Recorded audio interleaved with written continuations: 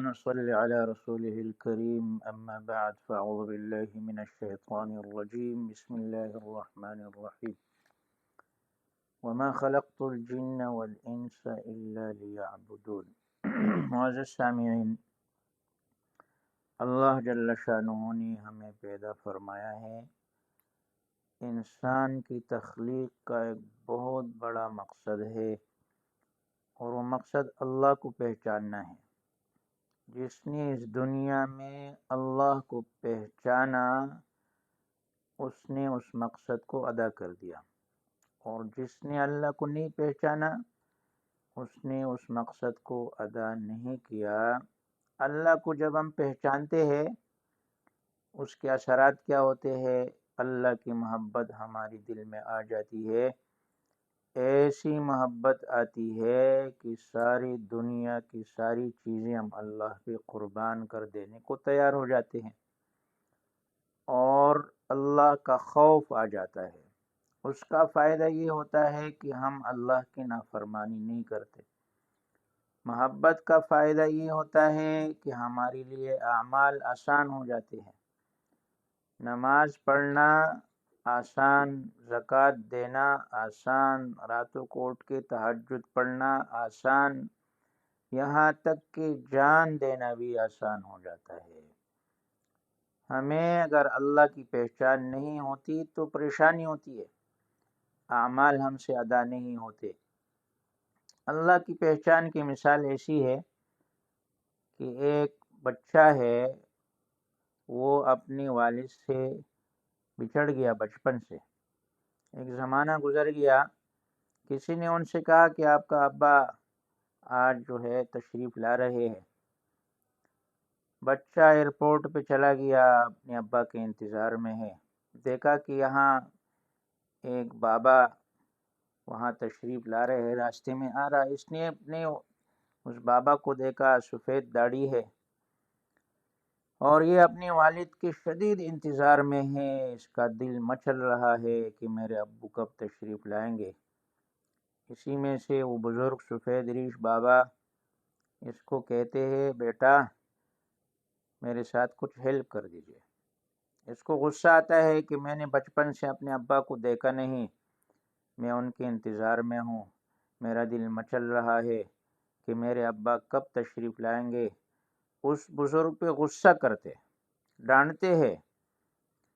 اسی میں سے وہ بزرگ سفید ریش ان سے بچے سے کہتا ہے کہ آپ بتائیے آپ کے ابا کا نام کیا ہے۔ وہ نام بتا دیتا ہے، تو یہ سمجھ جاتا ہے کہ اسی کا وہی ابا ہے جس کے انتظار میں ہی کھڑے تھے۔ اب بچے کی کیفیت چینج ہو گئی۔ پہلے اسی بزرگ کو اس پہ غصہ آ رہا تھا اور اس کو برا بھلا کہہ رہا تھا، ابھی اسی بزرگ کے ماتھے کو چومے گا، گلے لگائے گا، روئے گا۔ فرق کیا ہے؟ فرق یہ ہے پہلے اس کو پہچانا نہیں، ابھی اس نے پہچان لیا کہ یہ میرا ابا ہے۔ تو وہی انسان پہلے بھی تھا اور بعد میں بھی ہے۔ فرق یہ ہے کہ اس کو جب پہچانا تو کیفیت اور جب نہیں پہچانا کیفیت اور تھی۔ اسی طرح حجاج بن یوسف کے بارے میں آتے ہیں کہ وہ رات کو، پرانے زمانے کے جو بادشاہ ظالم بھی تھے، وہ رات کو نکل کے رعایا کی فکر کرتے تھے، تو رات کو نکل جاتے تھے، لوگوں سے پوچھتے تھے حجاج کیسا آدمی ہے۔ تو ایک دفعہ راستے پہ گزر رہے تھے، ایک آدمی ملا، پوچھا حجاج کیسا آدمی ہے؟ اس نے کہا بہت بڑا ظالم ہے، اور اس کی بہت زیادہ غیبت کی۔ حجاج نے پوچھا آپ مجھے جانتے ہو، میں کون ہوں؟ انہوں نے کہا میں تو آپ کو نہیں جانتا۔ انہوں نے کہا میں ہی حجاج بن یوسف۔ تو اس آدمی نے بڑی عجیب بات کر دی۔ آدمی نے کہا آپ مجھے جانتے ہو، میں کون ہوں؟ انہوں نے کہا نہیں۔ کہا میں تو مجنون ہوں، پاگل ہوں، دیوانہ ہوں، دن میں کئی مرتبہ میرے اوپر جنون آ جاتا ہے۔ حجاج تو بہت اچھا آدمی ہے، یہ تو ابھی میرے اوپر جنون آ گیا تھا۔ تو اب یہی آدمی جو حجاج ابن یوسف کو برا بھلا کہہ رہا ہے، ابھی حجاج کی تعریف کر رہا ہے، گھبرا رہے، کیوں؟ پہلے پہچانا نہیں، ابھی پہچان۔ آخر میں ایک واقعہ سناتا ہوں۔ محمود غزنوی رحمۃ اللہ علیہ رات کو گشت کرتے تھے، تو ایک دفعہ نکلے تو چور جمع تھے اور مشورہ کر رہے تھے کہ ہم نے چوری کرنی ہے۔ تو محمود بھی وہاں چلا گیا۔ انہوں نے سمجھا یہ بھی ہمارے طرح، انہوں نے کہا آپ کون ہو؟ انہوں نے کہا میں بھی آپ کی طرح ہوں۔ تو سمجھے یہ بھی چور ہے، مشورے میں شامل ہو گیا۔ اب سب مشورہ کر رہے ہیں کہ کس کے پاس کیا فن ہے وہ بتائے۔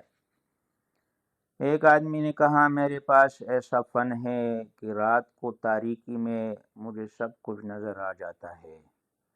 دوسری نے کہا میرے پاس ایسا فن ہے کہ میرے ہاتھوں میں ایسی طاقت ہے کہ میں دیوار میں سوراخ کر دیتا ہوں۔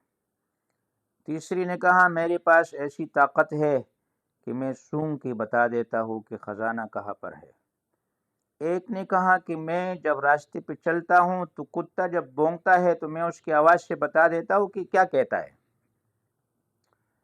سب نے اپنے اپنے جو فن تھے اس کو بیان کیا۔ آخر میں ان کی باری آئی۔ ان سے پوچھا کہ آپ کی کیا مہارت ہے؟ انہوں نے کہا میرے پاس ایسی مہارت ہے جو کسی کے پاس نہیں ہے، وہ یہ ہے کہ جب چور پکڑے جائے، مجرم پکڑا جائے اور میں اپنی داڑھی ایسے ہلا دوں تو مجرم قید خانے سے اور جرم سے چھوٹ جاتا ہے۔ سب خوش ہو گئے۔ ایک نے اس میں ایک عجیب فن کا بتایا کہ میرے پاس ایسا فن ہے کہ راستے میں جاتے ہوئے کتا، راستے میں اندھیرے میں کسی کو دیکھ لوں تو پہچان لیتا ہوں۔ سب نے اپنے اپنے فن کا مظاہرہ کیا۔ چلتے ہوئے ایک کو یہ سمجھ آ گیا کہ یہ کتا جو بونک رہا ہے یہ کہہ رہا ہے کہ تمہارے ساتھ بادشاہ بھی ہے۔